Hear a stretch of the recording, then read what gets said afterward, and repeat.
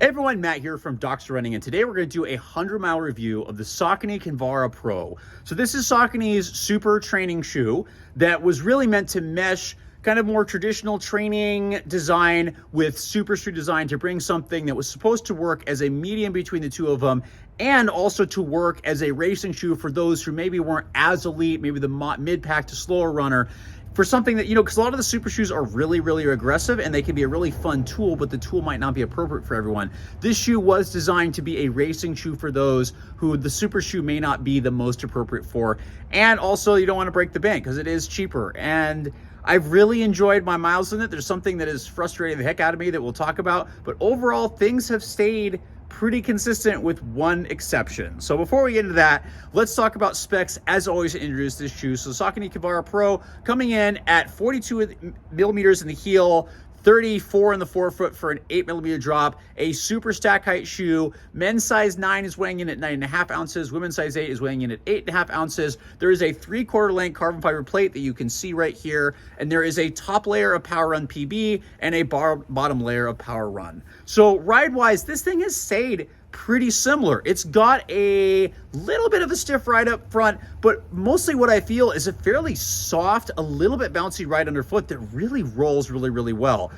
Doesn't matter where you land, you get that feeling. It feels a little bit snappy on the front, but the rear foot feels just nice and cushioned and surprisingly soft. That's probably from partially the Power Run PB and the Power Run in the midsole, but also there is no outsole, as you noticed, which I'm about ready to complain about in just a second. So the ride is really soft and really comfortable. What that makes it good for is long runs. You can do up-tempo stuff in this shoe. You can do easy miles. I've done plenty of easy miles and not had any trouble, which I do typically have trouble when I do runs in super shoes. This one is fine. It's smooth. It feels great. It feels really great over longer efforts where you want something that just you can forget about and just roll along. So it's really, really good.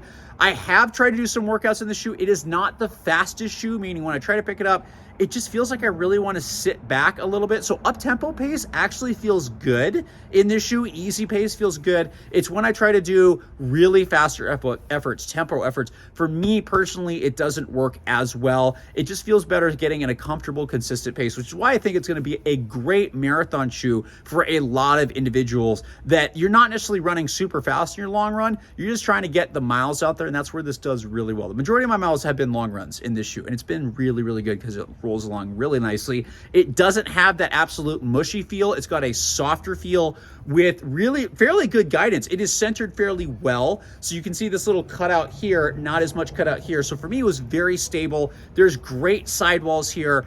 So not a stability shoe, but borderline stable neutral, especially with kind of the wider forefoot and just how this shoe is set up really, really nicely. So stability wise, fairly good, not a stability shoe, but definitely keeps you stable. Ride is soft without being mushy, and it rolls along really, really nicely.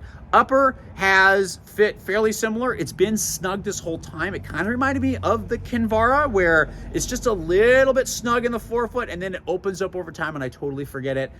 There is a heel counter in here. It's a little stiffer, but fortunately there's some heel collar cushioning that's prevented it from bothering me too much. But if you are sensitive to heel counters, this might bug you a little bit.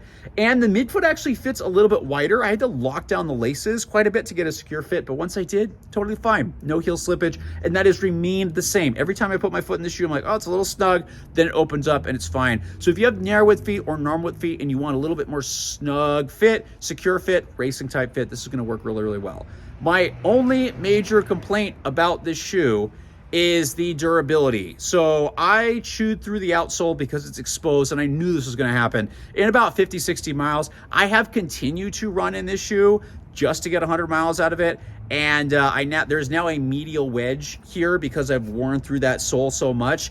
And yeah, it pissed off my lateral knee because I'm running like out here all the time. I continue to get miles on it. I probably should not have done that, but I really wanted to get a 100-mile review for the audience. So durability is not as good on the outsole. The midsole has remained almost exactly the same, since in terms of the feel. But the outsole, if you are rough on outsoles, if you scuff your feet or you're rough on outsoles, you're gonna rip through the shoe. So this may not be the best option. But people that are lighter on their feet and don't tend to wear through outsoles, this might be a great option. But overall, I do think this shoe has a place. I think it's a great alternative to super shoes. It may be a better option for a lot of people. Saucony has some great research out there that suggests that maybe it might also work better for people at slower paces, and there may be a similar, if not greater, economical improvement for slower runners. But again, durability is a concern for longer use. If you're planning to use this as a long run and race shoe, you're gonna really, really enjoy this. You can also use it as a daily trainer. I am really looking to version 2, or I might try to get another pair to see, can I not rip this up as much? Because I do have really enjoyed these.